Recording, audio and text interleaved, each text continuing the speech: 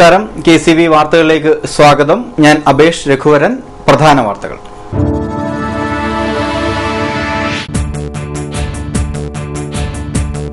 കേരളത്തിൽ ഓണത്തിന് പിറകെ ഒരു ഹർത്താൽ കൂടി പിറന്നു. അക്രമ രാഷ്ട്രീയത്തിന്റെ നെരിപ്പോടിൽ പൊലിഞ്ഞ വിലപ്പെട്ട ജീവനു വേണ്ടി RSS ആഹ്വാനം ചെയ്ത ഹർത്താൽ സംസ്ഥാനത്ത് പൂർണ്ണം.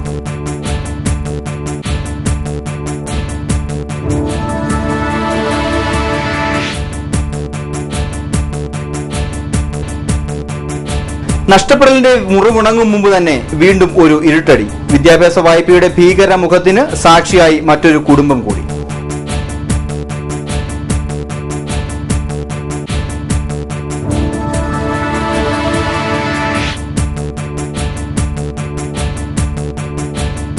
കാണം വിറ്റും ഓണം ഉണ്ണണമെന്ന് കവിസാക്ഷ്യം. എന്നാൽ ഇത്തവണ കാണം വിൽക്കാൻ കുരുന്നുകളും ഇറങ്ങേണ്ടി വരും. സ്കൂൾ കുട്ടികൾക്ക് സർക്കാർ നൽകി വരുന്ന അരിയും ഇത്തവണ മുടങ്ങിയേക്കും.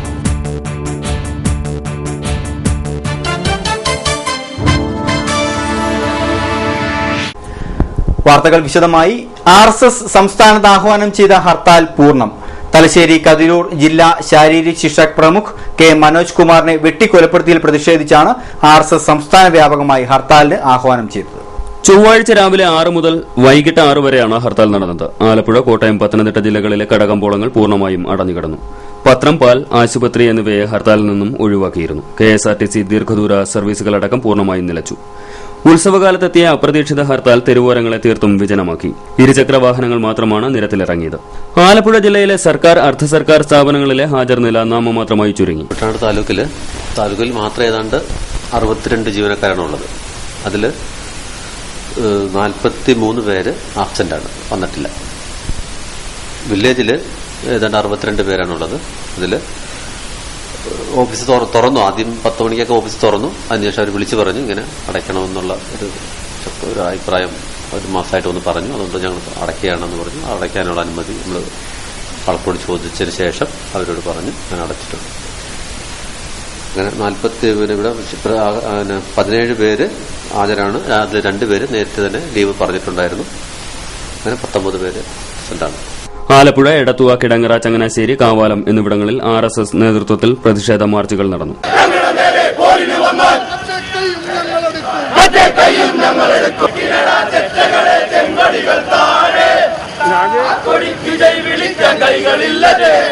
രക്തസാക്ഷി മണ്ഡപത്തിൽ കപ്പ നട്ട ചെറ്റകളെ, രക്തസാക്ഷി മണ്ഡപത്തിൽ കപ്പ നട്ട ചെറ്റകളെ, അവരല്ലേടാ CPIM.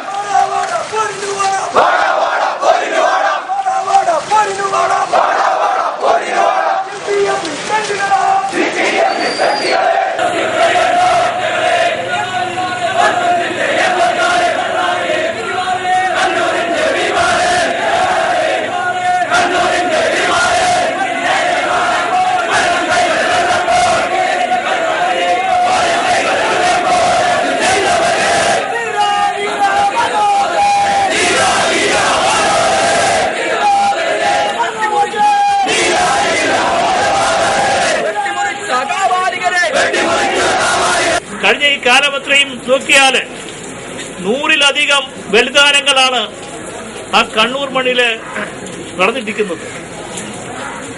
നിരപരാധികളായ, നിഷ്കളങ്കരായ, സംഘപ്രസ്ഥാനത്തോട് 100% കൂറുള്ള സമർപ്പിത ജീവിതത്തോടുകൂടി പ്രവർത്തിച്ചിരുന്നതായ 100 കണക്കിന് ആൾക്കാരാണ് അവിടെ ഇതിനോടകം മാർക്സിസ്റ്റ് കാപാലികരുടെ കത്തിക്ക് ഇരയായിരിക്കുന്നത്. ഇത് കണ്ണൂറും ജില്ലയിലെ മാത്രം കഥയല്ല. നമുക്കറിയാം ഇവിടെ ഈ കുട്ടനാട്ടിലും അതുപോലെ തന്നെ തൃപ്പൂണിത്തുറയിലും പെരുമണിലുമൊക്കെ ഉണ്ടായിരിക്കുന്നതായ ആ ദാരുണമായ അറുങ്കൊലകൾ. ഈ കഴിഞ്ഞ ഇന്നലെ 11 മണിക്ക് വീട്ടിൽ നിന്നും ഇറങ്ങിയ മനോജിനെ അദ്ദേഹത്തിന്റെ മാരുതി വാനിന് ബോംബെറിഞ്ഞ് ആ വണ്ടിയുടെ ദിശ തെറ്റിച്ച് വണ്ടി നിന്നപ്പോഴത്തേക്ക് കാപാലികന്മാര് കടന്നാക്രമിച്ച് ആ മാരുതി വാനിൽ നിന്നും വലിച്ച് താഴെയിട്ട് അതിദാരുണമായി കൊലപ്പെടുത്തിയെന്ന് മാത്രമല്ല അദ്ദേഹത്തിന്റെ ആ കഴുത്ത് തല അറുത്തു മാറ്റിയുണ്ടായി. ഹരിപ്പാട് ഹർത്താൽ അനുകൂലികൾ വാഹനം തടഞ്ഞതിനെ തുടർന്ന് സംഘർഷമുണ്ടായി. തുടർന്ന് പോലീസ് ലാത്തിവീശി. മകൾ നഷ്ടപ്പെട്ട ദുഃഖത്തിൽ മനം നൊന്ത് കഴിയുന്ന മാതാപിതാക്കൾക്ക് ഇരുട്ടടിയായി State Bank of Travancore.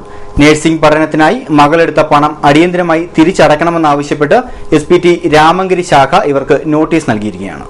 Veliyanad panchayat 6-ാം വാർഡിലെ കുന്നങ്കരി കുന്നിശ്ശേരി വീട്ടിൽ ചാക്കോച്ചൻ മോളിക്കുട്ടി ദമ്പതികൾക്കാണ് ഈ ദുരവസ്ഥ.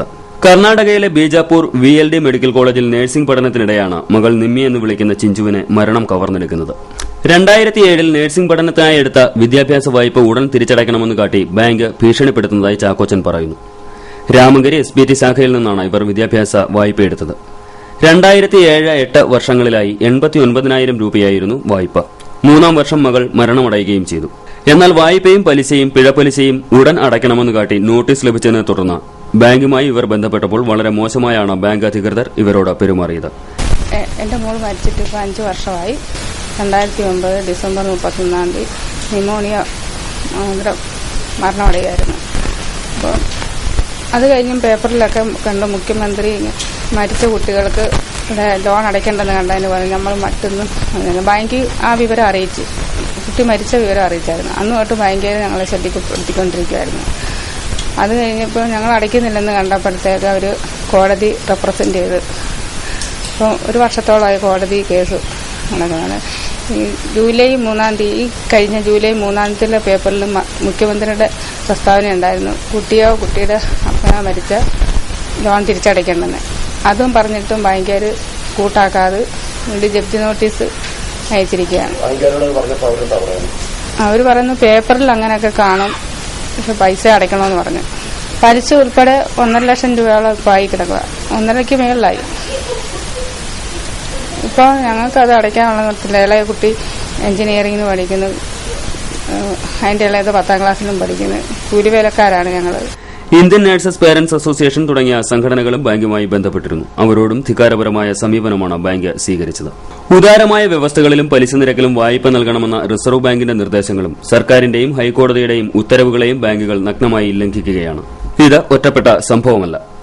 വിദ്യാർത്ഥി മരണമടഞ്ഞിട്ടും ഉയർന്ന നിരക്കിലുള്ള പലിശയും പിഴപ്പലിശയും കൂട്ടുപലിശയും മറ്റനവധി ചാർജുകളും ചേർത്താണ് ജപ്തി നോട്ടീസ് അയച്ചിരിക്കുന്നത്. ഈ തുക പിടിച്ചെടുക്കുന്നതിന് ബാങ്കുകൾ മുൻകൂട്ടി തന്നെ നിയമവിരുദ്ധമായി അഗ്രിമെന്റുകളും മുദ്രപത്രങ്ങളും സമ്മതപത്രങ്ങളും ഒപ്പിട്ട് വാങ്ങിയിട്ടുമുണ്ട്.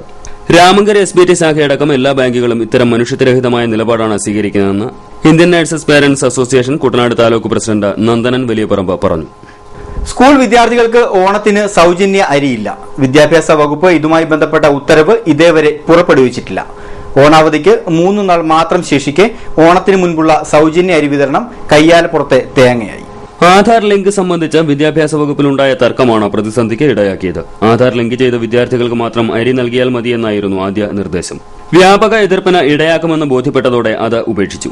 എന്നാൽ മുഴുവൻ വിദ്യാർത്ഥികളെയും ഉൾക്കൊള്ളിച്ച് ഇതേവരെ ഉത്തരവ് ഇറങ്ങിയിട്ടുമില്ല. വിദ്യാഭ്യാസ വകുപ്പിന്റെ ഉത്തരവിന്റെ അടിസ്ഥാനത്തിലാണ് സൌജന്യ അരിക്ക് അർഹരായ വിദ്യാർത്ഥികളുടെ പട്ടിക തയ്യാറാക്കേണ്ടത്.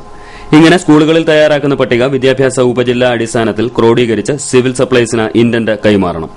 എന്നാൽ മാത്രമേ അരി അനുവദിക്കൂ. ഉത്തരവ് കിട്ടാത്തതിനാൽ ഇതുവരെ കുട്ടികളുടെ പട്ടിക പോലും തയ്യാറാക്കിയിട്ടില്ല. 1 മുതൽ 8 വരെ ക്ലാസുകളിൽ പഠിക്കുന്ന 22 ലക്ഷം കുട്ടികൾക്കാണ് സൌജന്യ അരി വിതരണം ചെയ്യേണ്ടത്. സ്കൂളിലെ ഉച്ചഭക്ഷണ പരിപാടിക്ക് കേന്ദ്ര സർക്കാർ നൽകുന്ന അരിയാണിത്. നയനാർ സർക്കാരിന്റെ കാലത്ത് E. ചന്ദ്രശേഖരൻ നായർ ഭക്ഷ്യവകുപ്പ് മന്ത്രിയായിരിക്കെയാണ് ഓണത്തിന് സൌജന്യ അരി വിതരണം ആരംഭിച്ചത്.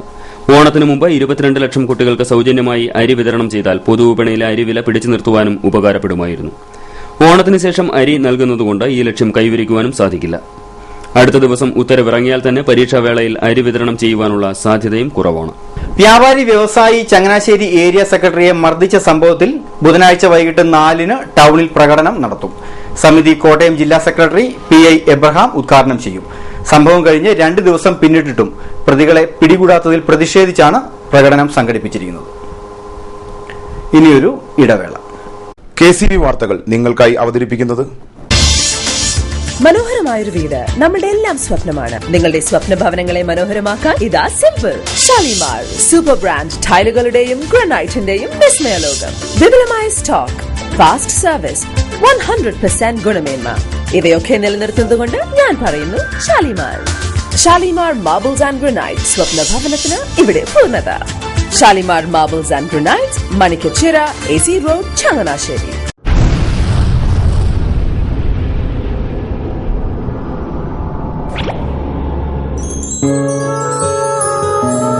സ്വപ്ന ജ്വല്ലറി ചങ്ങനാശ്ശേരി. സംശുദ്ധിയുടെ അരനൂറ്റാണ്ട് കാലത്തെ പാരമ്പര്യം. ചങ്ങനാശ്ശേരിയിലെ ആദ്യത്തെ 916 ഹോൾമാർക്ക് സ്വർണ്ണാഭരണശാല. ഉയർന്നുവരുന്ന സ്വർണ്ണവിലയ്ക്ക് ആശ്വാസമായി സ്വപ്ന ജ്വല്ലറി ഒരുക്കുന്നു സ്വപ്നനിധി സ്വർണ്ണ സമ്പാദ്യ പദ്ധതി.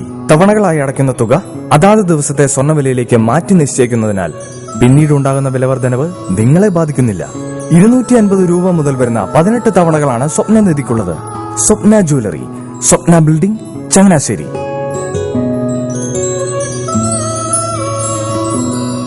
എന്റെ മോഹനേട്ടാ, എളുപ്പ വഴികളും കുറുക്കു വഴികളും നോക്കി പോകുമ്പോഴാ നമ്മളെ ആരെങ്കിലും പറ്റിക്കണത്.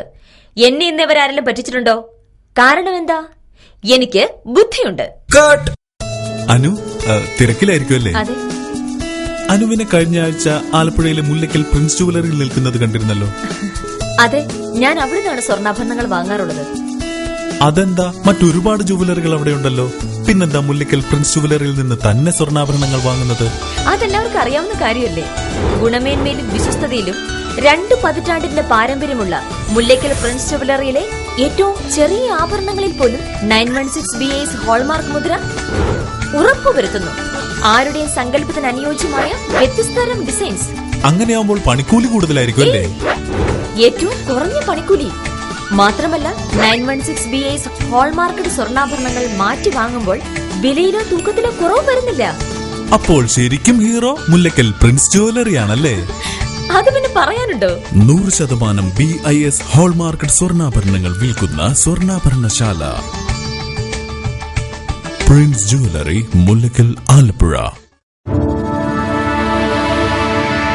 വാർത്തകൾ തുടരുന്നു.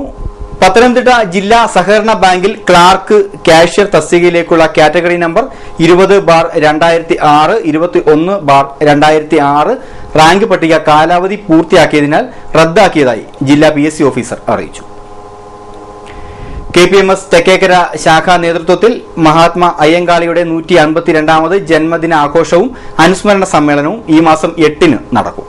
മങ്കൊമ്പ് ജംഗ്ഷനിൽ നടക്കുന്ന പരിപാടി ആലപ്പുഴ ജില്ലാ പഞ്ചായത്ത് പ്രസിഡന്റ് അഡ്വക്കേറ്റ് U പ്രതിഭ ഹരി ഉദ്ഘാടനം ചെയ്യും. ശാഖാ പ്രസിഡന്റ് LN ഉദയപ്പൻ അധ്യക്ഷനാകും. ഡോക്ടർ രേഖ രാജു അനുസ്മരണ പ്രഭാഷണം നടത്തും.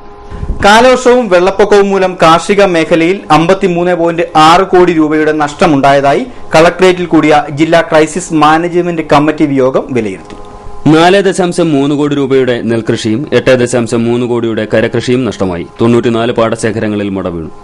ഈ പാടശേഖരങ്ങളുടെ ബണ്ട് പുനരുദ്ധരിക്കുന്നതിന് തയ്യാറാക്കിയ 2 കോടി രൂപയുടെ എസ്റ്റിമേറ്റിന് കമ്മിറ്റി അംഗീകാരം നൽകി. ഇത് സംസ്ഥാനതല ക്രൈസിസ് മാനേജ്മെന്റ് കമ്മിറ്റിയുടെ ഭരണാനുമതിക്ക് സമർപ്പിക്കും. 60 പാടശേഖരങ്ങളുടെ പുറംബണ്ട് ബലപ്പെടുത്തുന്നതിന് 1.75 കോടി രൂപയുടെ എസ്റ്റിമേറ്റിനും അംഗീകാരം നൽകിയിട്ടുണ്ട്. നിരന്തരം മട വീഴുന്ന 6 പങ്ക് പാടശേഖരത്തിനും മങ്കൊമ്പ് AC റോഡിലെ വെള്ളക്കെട്ടിന് കാരണമാകുന്ന മൂലമൊങ്കമ്പ്ര പാടശേഖരത്തിന്റെ ബണ്ട് ഉയർത്തി നിർമ്മിക്കുന്നതിനുമായി 3.40 കോടി രൂപയുടെ എസ്റ്റിമേറ്റ് RKVY പദ്ധതിയിൽ ഉൾപ്പെടുത്തുവാനും തീരുമാനമായി. കുട്ടനാട് MLAയുടെ നിർദ്ദേശപ്രകാരമാണ് ഈ തീരുമാനം. ആറന്മുള ഉത്രട്ടാതി ജലോത്സവത്തോടനുബന്ധിച്ച് വാട്ടർ സ്റ്റേഡിയത്തിലെ ജലനിരപ്പ് ക്രമീകരിക്കുന്നതിന് രൂപീകരിച്ചിട്ടുള്ള ജില്ലാതല വിദഗ്ധ സമിതി യോഗം സെപ്റ്റംബർ 3-ന് ഉച്ചയ്ക്ക് ശേഷം 3-ന് അഡീഷണൽ ജില്ലാ മജിസ്ട്രേറ്റിന്റെ അധ്യക്ഷതയിൽ ചേംബറിൽ ചേരുമെന്ന് അധികൃതർ അറിയിച്ചു. സർക്കാരിന് കനത്ത തിരിച്ചടി നൽകിക്കൊണ്ട് +2 സ്കൂളും അധിക ബാച്ചും വിലക്കിയ ഹൈക്കോടതി സിംഗിൾ ബെഞ്ചിന്റെ ഇടക്കാല ഉത്തരവിനെതിരെ സമർപ്പിച്ച അപ്പീൽ ഡിവിഷൻ ബെഞ്ച് തള്ളി. ഹയർ സെക്കൻഡറി ഡയറക്ടറുടെ ശുപാർശ മറികടന്ന് സർക്കാർ അനുവദിച്ച സ്കൂളുകളുടെ പട്ടിക റദ്ദാക്കിയ വിധിയിൽ ഇടപെടാനാവില്ലെന്ന് ഡിവിഷൻ ബെഞ്ച് വ്യക്തമാക്കി. ജസ്റ്റിസുമാരായ ആന്റണി ഡൊമിനിക്, ശേഷാദ്രി നായിഡു എന്നിവരടങ്ങിയ ഡിവിഷൻ ബെഞ്ചാണ് അപ്പീൽ തള്ളിയത്. ഇതോടെ ഈ സ്കൂളുകളിൽ പ്രവേശനം നടത്തുവാൻ ഇനി സർക്കാരിന് സാധിക്കില്ല. എറണാകുളം മുതൽ വടക്കോട്ടുള്ള 9 ജില്ലകളിലെ 148 പഞ്ചായത്തുകളിൽ വിദ്യാഭ്യാസ ആവശ്യം പരിഗണിച്ച് ഹൈസ്കൂൾ അപ്ഗ്രേഡ് ചെയ്യുവാനും നിലവിലുള്ള ഹയർ സെക്കൻഡറി സ്കൂളുകളിൽ അധിക ബാച്ച് അനുവദിക്കുവാനും ഡിവിഷൻ ബെഞ്ച് നേരത്തെ നിർദ്ദേശിച്ചിരുന്നു. ഇതിന്റെ അടിസ്ഥാനത്തിൽ ഹയർ സെക്കൻഡറി ഡയറക്ടർ പുതിയ ബാച്ചുകൾ അനുവദിക്കേണ്ട സ്കൂളുകളുടെ പട്ടിക നൽകി. എന്നാൽ ഈ ശുപാർശകൾ മറികടന്ന് മന്ത്രിസഭയുടെ ഉപസമിതി സ്കൂളുകളും ബാച്ചുകളും അനുവദിക്കുകയും അത് സർക്കാർ അംഗീകരിക്കുകയുമായിരുന്നു. ഇതിനെ ചോദ്യം ചെയ്ത് സമർപ്പിച്ച 92-ലധികം ഹർജികൾ പരിഗണിച്ച് ജസ്റ്റിസ് PR രാമചന്ദ്രമേനോൻ ഉപസമിതിയുടെ ശുപാർശകൾ വിലക്കി. 6-അംഗ വിദഗ്ധ സമിതിയുടെ ശുപാർശയുള്ള സ്കൂളുകൾക്ക് പ്രവർത്തനാനുമതി നൽകുവാനും ഉത്തരവിട്ടു. ഇതിനെതിരെയുള്ള സർക്കാർ അപ്പീലിലാണ് ഡിവിഷൻ ബെഞ്ച് വാദം കേട്ടത്. സ്കൂളുകൾ അനുവദിക്കണമെന്ന ഡിവിഷൻ ബെഞ്ചിന്റെ മുൻ ഉത്തരവിൽ നിന്ന് വ്യതിചലിച്ചിട്ടില്ലെന്ന സർക്കാർ വാദം തള്ളിയ സിംഗിൾ ബെഞ്ച് ഉത്തരവിൽ ഇടപെടാനാവില്ലെന്നും ഡിവിഷൻ ബെഞ്ച് വ്യക്തമാക്കി.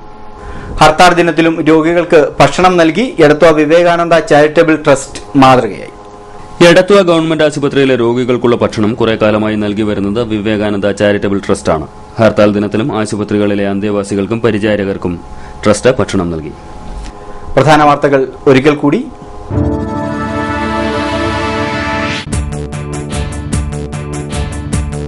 കേരളത്തിൽ ഓണത്തിന് പിറകെ ഒരു ഹർത്താൽ കൂടി പിറന്നു. അക്രമ രാഷ്ട്രീയത്തിന്റെ നെരിപ്പോടിൽ പൊലിഞ്ഞ വിലപ്പെട്ട ജീവനു വേണ്ടി RSS ആഹ്വാനം ചെയ്ത ഹർത്താൽ സംസ്ഥാനത്ത് പൂർണ്ണം.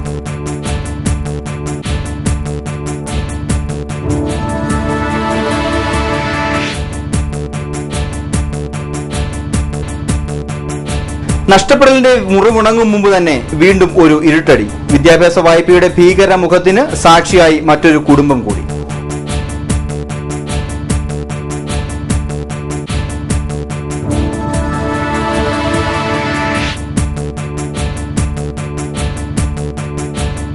കാണം വിറ്റും ഓണം ഉണ്ണണമെന്ന് കവിസാക്ഷ്യം. എന്നാൽ ഇത്തവണ കാണം വിൽക്കാൻ കുരുന്നുകളും ഇറങ്ങേണ്ടി വരും. സ്കൂൾ കുട്ടികൾക്ക് സർക്കാർ നൽകി വരുന്ന അരിയും ഇത്തവണ മുടങ്ങിയേക്കും.